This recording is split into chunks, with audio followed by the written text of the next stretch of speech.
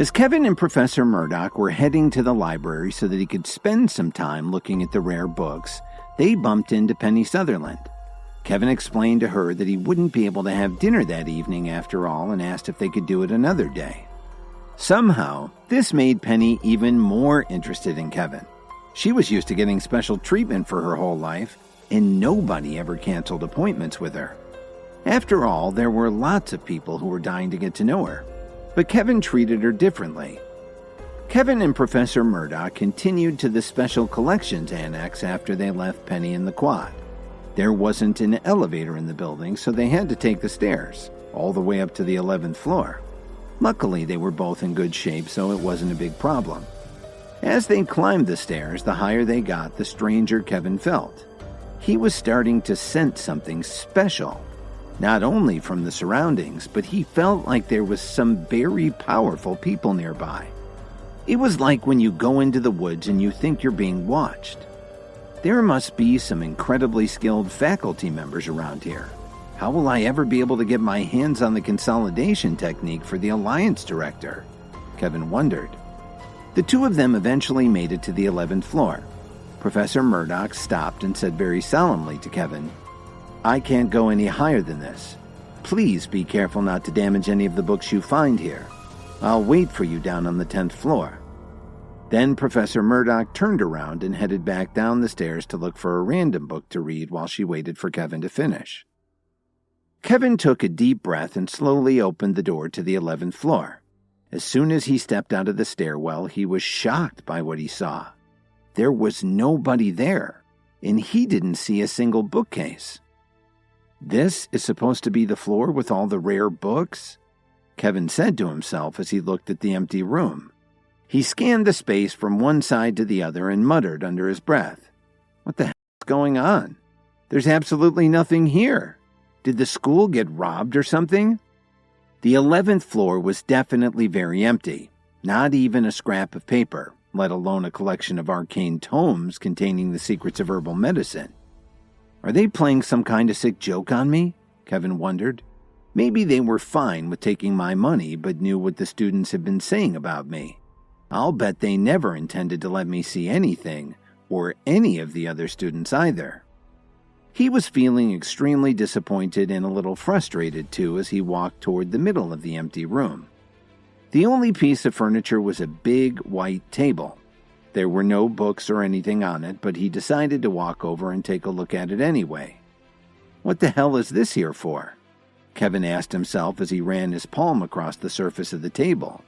It was smooth and glassy. That's when he realized there was an enormous touchscreen built into the desktop. As the screen lit up, he heard a voice from a hidden speaker talk to him. "Kevin Williams, freshman student, has permission to enter the library's special collections. Confirm with the DNA blood marker test." What the hell do they mean by that? Kevin wondered out loud. All this just to come in here and look at some old books? But at this point, he really had no choice, especially if he wanted to find any clues about the secret consolidation technique. Kevin figured there was no turning back now, so he read the instructions on the screen. When he tapped on the start icon, a small door opened on the side of the big desk. "Pretty high-tech," he commented. There was a sterile lancet that he could use to prick his finger and put a drop of blood on a test strip. He thought it looked a little like a diabetes test. He inserted the strip in a container that got sucked into the table, then he waited to see what would happen next. After a few minutes, the screen showed that Kevin had been recognized and a light came on over a door that he hadn't noticed when he came in. He had no idea how an automated test could get results so fast. Maybe it was only looking for a few genetic markers. In any case, he was more interested in going through the door. When Kevin pushed the door open, he saw several display cases containing antique books. Kevin started looking through them one by one to see if anything caught his eye or sparked his interest. It took him more than an hour to finish flipping through everything, but none of the books were exactly what he was interested in. Now that I've been using the book I got from Marshall's office, and ever since the Night King gave me his training in his dagger, none of these books have anything new for me, Kevin decided. so he started heading towards the 12th and 13th floors. While this was going on, the Williams family was in their New York mansion starting to practice the techniques in the instruction manual that Roundtree had given Grandpa Williams. There were 49 of them gathered together to learn the secrets of the myriads and to work on their training. Now and then they formed a large circle and practiced their movements together. Most of them had some background in martial arts, but this was a very different experience. Some of it looked like Tai Chi, but there was also a little karate, kickboxing, all sorts of different things, even some yoga exercises.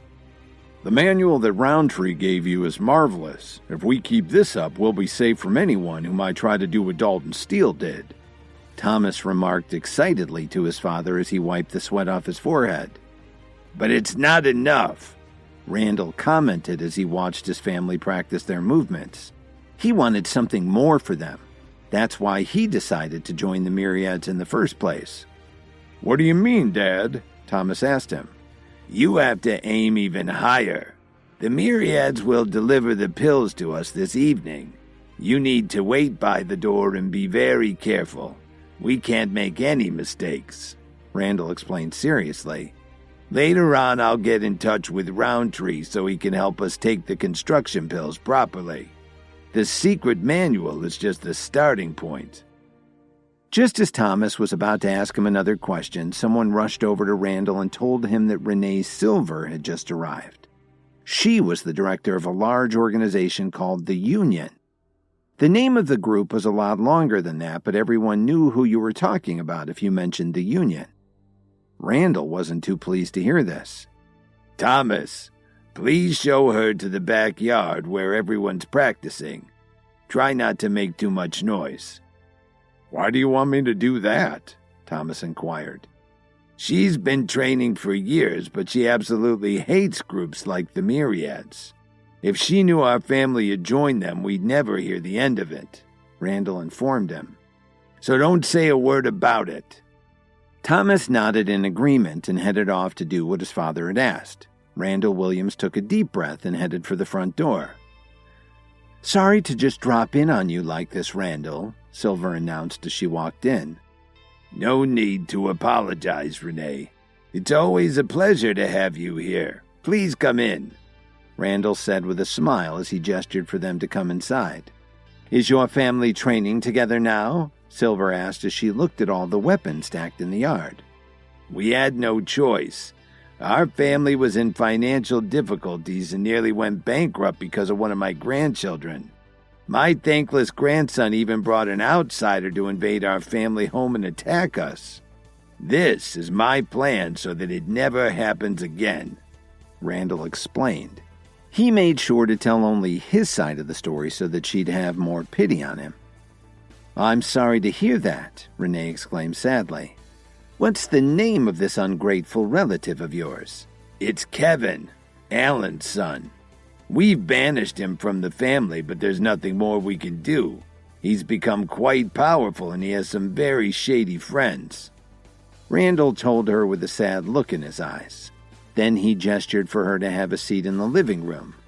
Kevin? She replied very gravely as she sat down on the couch.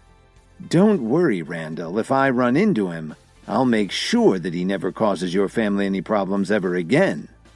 But she still hadn't told Randall the real reason for her visit. While Kevin was looking through the school's special collections as a reward for his donation to the fundraiser, the Williams family was training at their mansion in New York. They were interrupted by a visit from Renee Silver, the director of the Union. When Randall explained why they were so motivated to get stronger, she promised to do away with Kevin if ever she saw him. By the way, may I ask what brings you here? Randall asked nervously as he returned to his armchair. To tell you the truth, Randall, I've brought along a few of my assistants who have never been to New York City. Would it be any trouble for you to put us up? She requested very directly. No problem, Madam Director. It would be an honor to have you stay with us. I'll get someone to prepare a guest room for you, Randall offered pleasantly. However, on the inside, he was really anxious. Randall was afraid that if Silver and her assistant stayed in the mansion for too long, they'd figure out that the family had joined the Myriads. That would be disastrous for them. But he couldn't refuse her request. At the moment, he could only hope that they would leave as soon as possible. Meanwhile, Kevin was exploring the top floors of his school's library. He'd made it to the top floor where, in a corner of the room, he found a blood-red book on improving your cardiac health. Your internal power is mirrored by the strength of your heart, Kevin read on the first page of the book. He skimmed through the table of contents and saw that the methods in the book help develop your power by focusing on your heart. There's no telling what will happen in the future, he thought. It would be great to strengthen my heart so I can maintain my internal energy. Then he spent a few more minutes looking around at the other books on the 13th floor. They were interesting, but not as much as the one he'd already found. Forget it. I'll just take this one, Kevin finally decided. When he got back home, it was already past 10 o'clock in the evening. Lily and Dorothy had already washed up and gone to bed, so Kevin quietly went into the study and started to read through this new book. The next morning, Lily was sitting on the sofa looking really sad. She couldn't reach Kevin on her phone and thought that he hadn't come home from school yet. Lily had no idea that Kevin was actually in the study upstairs. She'd been relying a lot on her live show for her income, but because she hadn't managed things well, she'd ended up stopping her broadcasts, which consequently cut off her cash flow. On top of that, Dorothy had a problem with gambling. She could lose thousands of dollars in just one day when things weren't going well. Sometimes she lost even more. After buying the condo at the Salix Leaf development, Lily didn't have much money left, even with what Kevin had arranged for her to receive from Williams Media. Dorothy came downstairs dressed in a very fancy outfit and saw Lily sitting on the couch looking miserable. "Mom, are you going out to gamble again?" Lily asked her sharply. "I don't mean to upset you, but we're kind of short on cash. Can you try not to gamble so much?" Lily's request made Dorothy feel really uncomfortable. After all, the money they'd been spending had come from her daughter's show. She knew Lily was right about this and nodded her head in agreement as she replied, "I know, but I was invited by one of my friends, and if I don't go, everyone will start to gossip." Just when Lily was about to try and convince her mother not to go out, the doorbell rang. "I wonder if that's Kevin," Lily exclaimed as her face lit up. She gave up on trying to persuade her mother to stay home and got up to answer the door. But when she opened the door, Lily was taken aback. Grandma Jones was standing there, supported by Jason. "What are you guys doing here?" Lily thought to herself. Ever since Lily had been cheated out of her shares and driven out of the Jones family, she hadn't seen any of her relatives. The last thing Lily expected was to be visited by Grandma Jones herself. "What's wrong? Aren't I welcome in your home?" Grandma said with a smile. But she couldn't hide her disappointment and worry. "Of course you're welcome. Please, come in and have a seat." Lily politely invited her grandmother into her living room. "This place really isn't bad. I expected as much from Salix Leaf Development," Grandma Jones commented as she looked around the room. "I didn't expect you to be able to buy such a nice home after leaving the family. Did you find yourself a rich man to take care of you?" Jason asked mockingly. "If you don't want to stay, you know where the door is. I invited Grandma to come in, not you," Lily retorted. Jason was absolutely livid when she said that. "That's enough, Jason. Stop talking. I believe Lily earned her money on her own," Grandma Jones warned him. It was the first time she'd ever defended Lily in her whole life. "Well, will wonders never cease?" Dorothy commented as she looked out the window. She was also aware that Grandma Jones was being uncharacteristically nice to Lily. Grandma Jones and Jason did their best not to react to Dorothy's wisecrack. They had no choice but to bite their tongues. For some reason, the Jones family had suffered one setback after another in their business. In fact, their funding had almost completely dried up until just a couple of days ago, when it had made a slight rebound. If it happened again, the Jones family would go bankrupt in less than 3 days. But the strange thing was that Grandma was no longer embarrassed to go around the city asking for help. Some people politely rebuffed her. Others took the opportunity to tell her what they really thought, essentially kicking her while she was down. Jason was certain that Lily was rolling in money because of her online show. If they could get her to help them, their problems would be solved. That was why the two of them came over to visit her. "Did something happen to you, Grandma?" Lily decided not to beat around the bush. Knowing how much danger her family was in, Grandma Jones swallowed her pride and got straight to the point.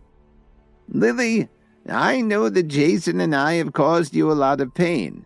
Please accept my sincere apologies for that. But I am here on behalf of the entire family to ask for your help. As a member of the Jones family, you can't let us get wiped out." "Oh, so now that you need help, we're back in the family?" Dorothy shouted as she ran over to them.